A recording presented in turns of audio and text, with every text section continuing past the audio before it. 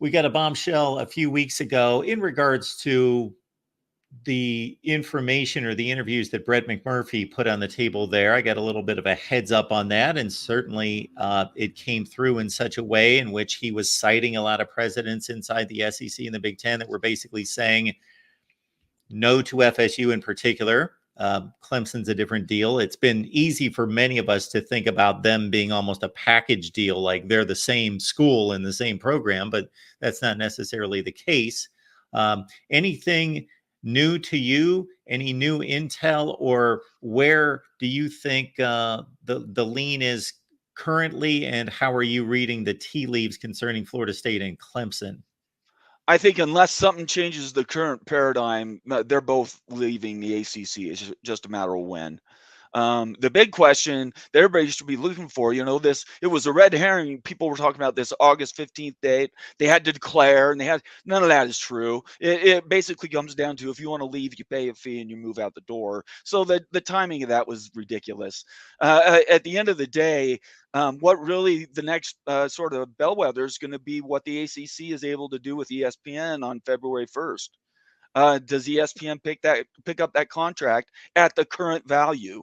What I've been and my team has been really diving into an analysis on the analysis side is if both Clemson and Florida State leave the ACC, they take roughly 35 to 40% of all their business with them.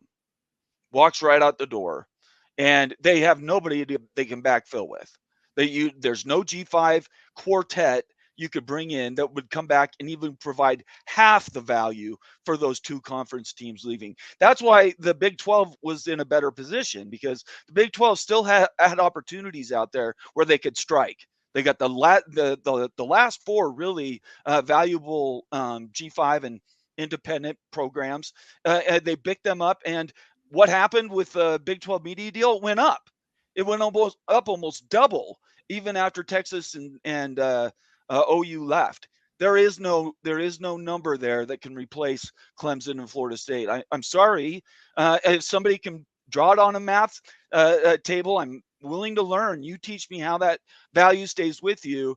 But once they're gone, the conference is dead as it's currently constituted. Whether teams leave to the Big 12 or not, it's kind of irrelevant, because at that point, now the media companies have two choices. The ACC might get their ESPN deal continued, but in my opinion, if those two schools leave, or they say they're going to be leaving, tell ESPN, hey, look, we're gone, regardless of what our negotiations are. That right there tells everybody else the ACC is not worth investing in. You're not going to get a private equity partner come in and give you much money, because you're a depleted asset. And then the ESPN is going to say, sure, we'll pick up the option to continue our ACC agreement, but you're worth half as much as you were 2 days ago. We're not going to pay you the same amount of money. And if anybody thinks that they're just going to be happy that, we have this depressed asset that's been crunched up and everything else, but boy, oh boy, we sure put a shine on it. Paint looks good, so I'm going to give you the same value for it. Nobody can tell me and convince me in any way that that's possible. So the ACC goes to ESPN hand in hand and says, what do we have to give you to have you keep at least what we're at, not renegotiate higher, but at least give us what we're currently worth. Just re-up it. We'll keep going. And please, will you do that? If you're ESPN right now, you're the buyer, Mark. Why would you bid against yourself? You have the option. Why in the world would you bid against yourself? You already have the contract in hand. You know what the escalators are on it. You know how much money they're going to be paying. However, it's worth 2/3 is all the value you're going to get out of it. So you, as the buyer, why would you go to them and say, sure, we'll just continue this. We'll continue to pay you what we're doing now. The market it's dying. Consolidation is changing college football. And consolidation, one of the words that Bob Thompson used, friend of mine, consolidation will continue, and eventually either the Big 12 or the ACC is going to end up being that third conference. That's bottom line, and it's fight or survive. All right, so I'll kind of size it up, and then you can let me know where I'm off track here, because Okay, Clemson, Florida State. I at one point would have told you, just based on the football brand and Florida State escalating as an academic institution in recent years, that they would have had their choice to go to the Big Ten or the SEC, but it certainly doesn't appear to be that way, at least. Certainly they would be an enormous get for the Big 12. Wow. Would that be something? So, regardless of what happens with Florida State and Clemson, Miami would be next in the pecking order in regards to the Big 12, I would think. It appears as though North Carolina would have a path to either the Big 10 or the SEC, that they are desired there, and maybe a running mate with North Carolina, whether that be NC State, Virginia, maybe Duke in basketball to the SEC. I've heard those comments made. What is your assessment of that next layer? So I'm going to put Virginia and North Carolina aside for right now. I think especially North Carolina, for whatever reason, demographics or whatever, they've pretty much been told by people they trust that the SEC or the Big Ten would pick them up if they left the ACC. So I put them aside. I think Virginia is the travel partner. I don't see North Carolina State moving with North Carolina. I would be shocked, in fact, if that happens.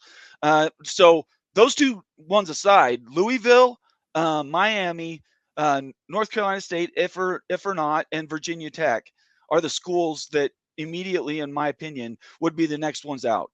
Whatever the settlement or the value proposition is for Clemson and Florida State to leave, if it's under 300 million, the ACC ceases to exist as the power conference. That Wild Ute worked it out. That's what he does. And less than 300 million, that conference might stay the ACC as a basketball conference or as a lesser football brand, but it's not going to be anything like the other three. So, in my opinion, Louisville looks for a life raft. Miami looks for a life raft. North Carolina State, Virginia, and I'll put Pitt in there as a floater. I almost think that Syracuse is worth more. The backyard brawl, the value for the brand is huge to have that rivalry, but their brand overall, and again, I'm relying on Wild Ute's data, we thought they were a shoo-in at the beginning. We did all the math, and on the other end, it spits out, and they're about 7 or 8, which is rough. 7 or 8 is where Washington State and Oregon State were. I don't even know how you, in my opinion, Pitt needs to throw everything overboard and run to Brett Yormark and say, please take us first. We're willing to make the first move. So, yes, if you take Clemson, Florida State off the board as an obvious choice for the Big 12, if they can't get into the other two, if you take North Carolina and Virginia, them as a pair to the SEC or the Big 10, Miami, obviously, they're going to be a landing spot. They don't have anything to worry about. It may not be their preference, but they would be in the Big 12. So after we get past those schools, Louisville, Virginia Tech, NC State, how many of those schools, you just kind of outlined what Pitt needs to do, how many of those schools do you think that Brett Yormark in the Big 12 would desire? Again, relying on some of the research we've done, 20 is a number I've heard enough to trust. I think they only want 4 schools.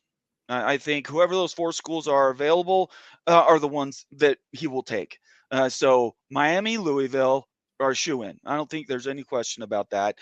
Virginia Tech probably is in that same boat. North Carolina State, if they're available. So that's 4, right? If they go past 4, then you're looking at Pitt, Syracuse, Washington State, and Oregon State would be the next ones that I would look to. But the Big 12, in my opinion, and I don't think the other 2 conferences either go past 20. I think 3 conferences with 60 power schools total is the number we're going to be at shortly. Well, considering, Nathan, that we have existed in college football with all sorts of odd variations of league sizes, the Big Ten for 30 years was 11 teams once they had Penn State join. I'm with you when it comes to, there is typically a group of teams, the 4 corners schools, USC, UCLA, Oregon, Washington. There's pairs of rivals that these schools want to take on for a number of reasons: scheduling, just a rivalry game that they can lock in on, and so forth. But what do you think is special about that number 20, other than it sounds good? There's scheduling difficulties. You go past 20, whether you break into pods or divisions or anything else, it makes everything harder. 16 is already tough for college because you have the rivalries, and up to today, yeah, and I don't know if they changed the rule, but up to today, you could only have 2 divisions. They may change that, throw that out the window tomorrow, and now you can go to 4 pods of 5, something like that. But you go one more school in a conference, and it just makes everything more difficult. I think the only school that maybe goes oddball, and again, this is the Big Ten. You mentioned 11. I think that 11 would be Notre Dame. They can go wherever they want, but I think eventually, once the ACC does and loses its value, they have to play football with somebody. So I think that's at that point you would have a historic change, and they finally join the Big Ten. And Nathan, I don't major in this like you do, but I do like to play with the possible alignments, divisions, scheduling, how you would work all that out. And yes, I have put together a Big Ten at 21 with Notre Dame with Yep. 3 7-team divisions, and it can work with a West, a Central, and more of an Eastern Southern swing to the Big Ten. Yeah, I completely agree with you. I think all 3 conferences can break into whatever they want, come up with their own semifinal games, which I think those are coming too. You probably know that as well. So once the semifinal games come out, they settle who the winner is. Now all of a sudden you have more teams that are playing to be competitive. And now do we go from 12 or 14 to 16 teams in the playoff? It's all more money. It's all Yes. more money, and I don't know why anybody would turn down more money. And the only thing that's going to stop it or make it a challenge, I will say, is obviously we are not playing video games here. They're actually 18 to 21-year-old guys that go out there and run into each other and get Right. hurt. And so they can only play so much. And the last thing I would want to see, besides the injury to themselves, would be that we've got some crazy season that could extend to 18 games or so, and players start to look at a 4 or 5 game run in the playoffs and scratch their head and think, I'm a first round pick in the NFL. My team's got what shot of winning a national Right, championship, and I right. got to make it through 5 games. Sorry.